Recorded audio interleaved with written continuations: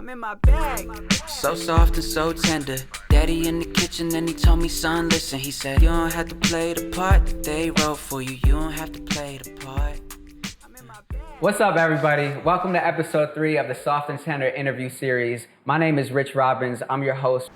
The goal of this interview series is to highlight, celebrate, and really encourage positive narratives surrounding Black fatherhood. Today, I'm with a highly accomplished group of individuals.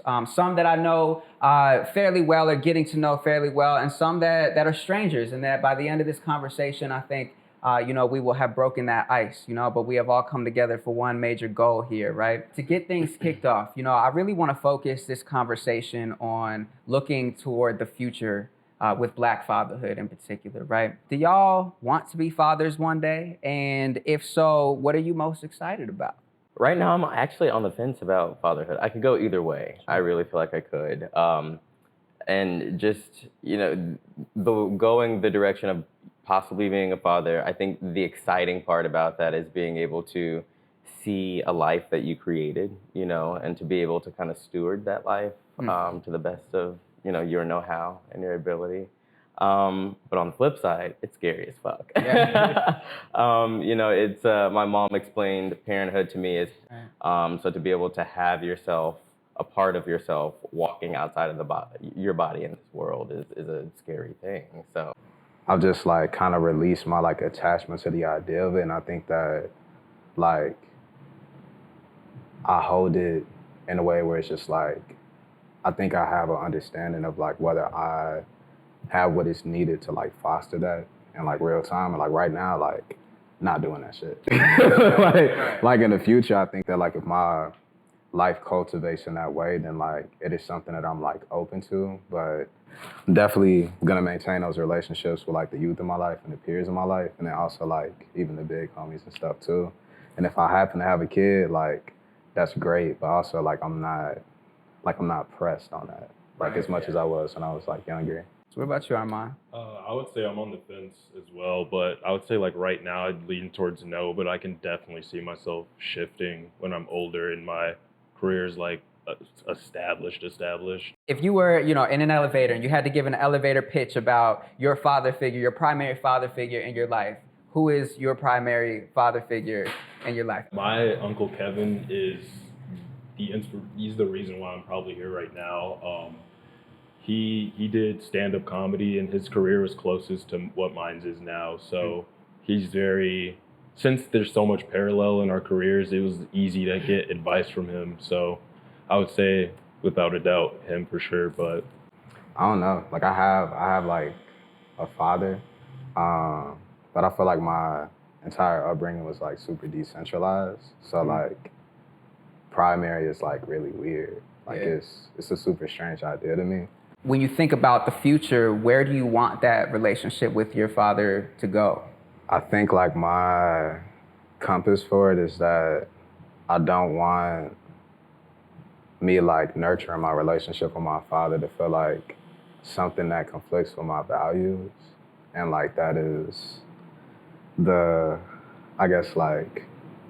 it's not even a fork in the road, because I definitely be going the path that feels closer to home for me. But that is my North Star for this is when I feel comfortable. because my relationship with my father, my biological father, has also evolved over the years, because he was in my life a lot as a child, but then he moved to Arizona around when I was 10. And then it was just my entire high school career basically just was non-existent. So then in college, I decided to go to school in Arizona to try to reestablish that relationship.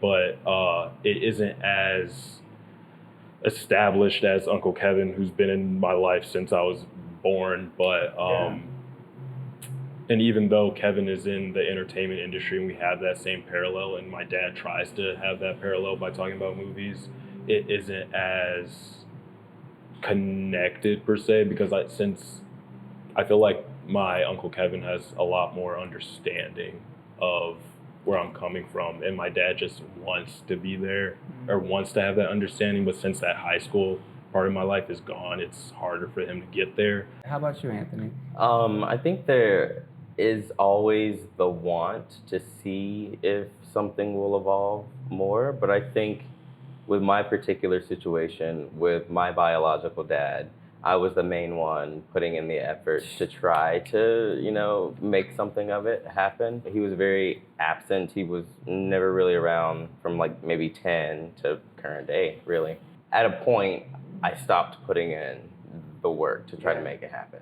And I was like, well, when I got to my 20s and started to, even in my 30s and started to do therapy and work through myself and do self-growth, I was kind of like, well, I'm open to it if he now makes the effort. But I'm at a point in my life to where I'm doing me. How do you think your dad would explain who you are becoming to other people?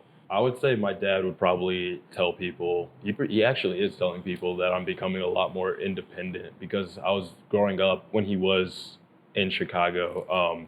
I was a very dependent child. Like my mom would be like, go to the corner store, da da da da da. I was like, we live on the south side. I was like, I'm not doing that unless there is an adult with me. And with that, I was very like, oh, I need somebody to do things with me. Right. But now that I'm in my mid-20s, I like own my own film company, do this, do that, do this on my own. And it's even to the point, I feel like that individualism is another reason why I don't talk to I talk to my parents, but I don't like reach out for them for help as often as I used to. So I definitely would say my dad would probably be like, oh, he's doing his thing, he's out there. I trust him that he's living it up, living his best life. I think who I'm becoming is somebody who is protecting themselves in a way that they haven't been protected. I don't really know. I feel like I be trying to avoid listening to it, because I feel like my dad is like one of those people where like if he agrees with what I already have like my mind on, like I don't want to do it. But I think like one thing that's been consistent in irony is that like he kind of bows out of some of the conflicts we have, saying like, you're gonna be like a really good father. And I'm just like, okay. I think that they would describe me as becoming more of a man of my word and commitment. I think I've always been known to be a person that it has been either like ahead of my time or horse of a different color, however people want to describe it, but being nervous to walk in that. But now I feel like as I've been developing more as an adult, because I still feel like I'm a child sometimes, developing more into an adult, I realize that everybody goes through that, and you land somewhere. So not land where I know I feel where I should be. So I would hope that they would say that I'm a person that walks boldly and without fear in most places. Because one thing that was instilled in me is that fear is never gonna leave. So learn how to work through it. Do y'all have, do your dads or anybody like father figure in your life have some type of phrase that they always say? Like my dad, and I live by this today, is like, it's better to have and not need than to need and not have. Are there any phrases or anything that y'all live by that you picked up from them? There was one from my first stepdad. He's like, you never have to accept the first offer or the first deal. Like, don't jump. You always have time to think about things. And if they try to like force any decision on you, you can always walk away. And I think that's always stuck with me, especially when I feel like there's pressure or urgency to do something. I always say, no, there's time to sit back and actually think it through before stepping to make a decision. I think not going to sleep angry. Not going to sleep angry. Yeah, my dad would say, don't argue with stupid people, or just don't argue with stupid. And I'm like, yeah, because the stubborn, and what I took from that is like, at first, because I heard that in middle school, I was like, oh, this person's stupid, I'm just not gonna argue with them. But now as I'm older, I'm realizing it's probably more towards like stubborn people who just are very like, won't change their mind at all, even if you're arguing. So preserving my energy is something I got from my dad. Is marriage important to you? And if so, why? If not, why? Or if you're on the fence, why? It's not important to me, but I'm not like opposed to it, because again, my Uncle Kevin, and my tia Veronica, they're not married, and they sleep in completely different rooms, but they were like, we're gonna raise these children that we made together, and we're not gonna live in separate houses and ruin that dynamic. I think it's awesome that they're able to live in the same household, not be married, and not be in a stereotypical relationship, and still raise my two cousins, I think, extremely well, Yeah. because both of them are doing great stuff right now. It's linked in the way that whoever I have in my life, whether it is like spouse or like partner, as well as like my community and the people that would be around, like the youth that are like cared for in my life, like that makes like a really big difference. But those two things like don't necessarily go hand in hand. I think marriage is important, but more important than marriage, I think partnership is important, because I think it shows a child like commitment and partnership and sharing, like all of the things that we need to learn throughout life, but you learn it from the two most important people in your family, whether it's a straight couple, gay couple, whoever the couple is, as long as there's a strong, solid foundation of like partnership. Yeah. I think that's really important for kids. And because I was raised by a single mom, primarily without my dad. So I think that's one thing that I'm learning now as an adult, is going back and learning like the foundation of commitment, the foundation of partnership, and what that looks like and means in my life. Right. So yeah, I think in whatever fashion or whatever way it looks, as long as there's some type of partnership that could be like an example for kids or something, because I think that's just important to have. Okay, so this leads right into the next question. How did your father's love life affect the kind of relationships you want to build in life? It impacted me in a negative way. My dad cheated on my mom a lot, lied a lot. It was just games left and right. And so I think that really, going back to talking about commitment and all of that really set me off in a direction to whereas I had to like reset course as an adult, because that was the only visual or example that I had. So I think it shaped it in a way because it showed me like what I don't want to do and don't want to be, and then trying to work in building up that person based off what I know I don't want. Yeah. Even though my dad and I's relationship isn't like tight like that, just watching him with his love relationships in the past, watching him go from like the stereotypical college athlete type, like, oh, I'm gonna do whatever, blah blah blah, I'm gonna sleep with XYZ, XYZ, XYZ, XYZ, to going to my stepmom now, who he adores, and like gives her the world. It's so awesome to see. So I think I've seen him in a negative light, but I've also seen him in a positive light. So I can see the things that I want to keep and the things what not to do. And since he's lived that life, it helps me a lot now, to navigate my current relationships. It used to affect them like a lot, and I think that's mainly because, and I think this is like collective for like parents and step parents. Like I don't think I've ever really seen any of my parents or step parents receive the love that they need in partnership, and like that came an attachment with like endurance, and then like my parents, they used to like run the marriage council at like my old church. So like it was like a whole bunch of like image stuff and like all this other hullabaloo, and then even like a lot of the like principles that were like supposed to be like instilled, like that would be most like carried when it came to like public. So I think that like I don't really know like love through like my parents like relationships with each other. And like when my dad, like I think that my dad loves how he knows love, but like I don't know, like, and I can't speak on it for him, because like what's fulfilling for me, and like the depth of what love is for me is like super different. But like I I don't know that I've ever like seen that. So I think it definitely left me wanting when I was younger. But now, like, I know, like, what love is not in a way that protects me, and like I'm able to name and recognize like what love is, or like what love needs to be to like guide me.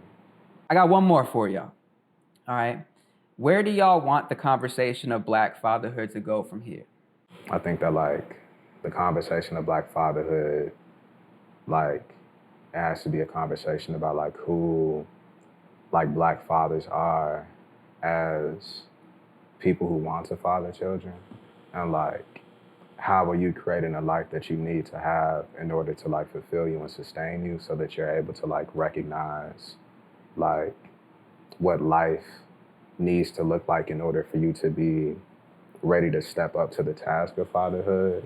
Or even just like parenthood too, to like decentralize that. But sometimes parenthood doesn't come like when you plan it, but just like on some just real shit, like do you have what you need to be the parent that you need to be, type shit, and be the person that you need to be. It has to be more about like who, I guess like parents or like masters and the parents like decide to really like show up as in their life, and to understand that parenthood is a part of your life, and parenthood is like your priority, and like in some ways like you have not a duty in like the typical sense, but like an obligation to like, if you're gonna show up, to show up in health, but to really like figure out like what your health looks like before you even like step up to that shit in the first place. Black fatherhood to me, like I want it to look like, if I became a father, I would personally teach my children how to navigate white spaces, but also how to navigate Black spaces. Because me personally, I went to a predominantly white high school, so being in that type of space and not having a father figure to help me navigate through that space really condensed my mindset, and like I became like I was trying to fit in with a white crowd instead of like navigating with the Black community. So I would say definitely, and like you said, having friends and stuff like that. So definitely Black community and white community, how to navigate both of those spaces, so that my children or potential children can be who they want to be without having to feel pressure to be someone else. My overall answer is I would love the conversation to go in a direction to where it reshapes or changes the image that's been placed on Black fathers.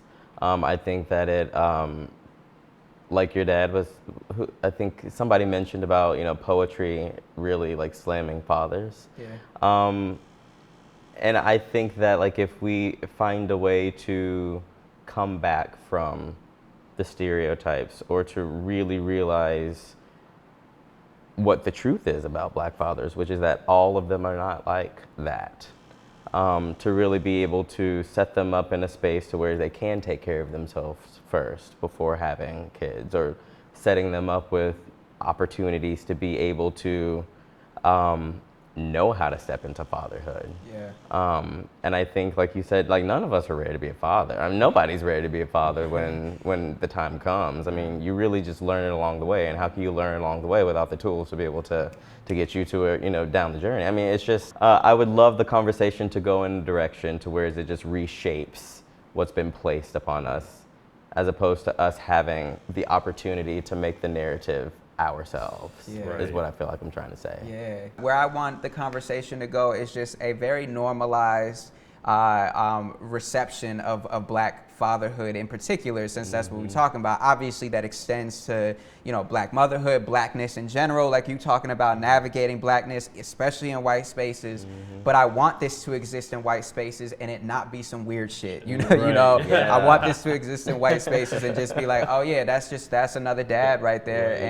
And I already know the parallels between my dad and his dad and her dad and their dad, whatever, you know. So yeah, thank y'all so much for sitting down and talking with me. Y'all are geniuses. I don't know if y'all know that, but this is like the wisdom that y'all carry. Thank you for gifting that to me and to the audience too. So much love to y'all for real, and best of luck on the endeavors that y'all got going on. Yes, sir. Yes, sir. So soft and so tender. Daddy in the kitchen and he told me, son, listen. He said, you don't have to play the part that they wrote for you. You don't have to play the part. I'm like, how he do that twice? Why that boy so nice? Why he cuff the mic like a baby bite? So soft and tender. Bet he like that in any weather. Bet he only bite if he's Don't get it getting twisted, I be in the gym ready to box. Why would I not? Niggas out here creeping hard on the block. My pops taught me if you can't win the fight with your brain, you could definitely throw a hand.